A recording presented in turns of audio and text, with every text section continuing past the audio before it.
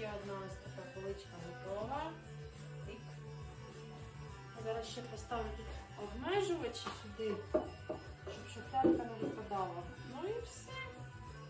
А так ось у нас такі напрямні.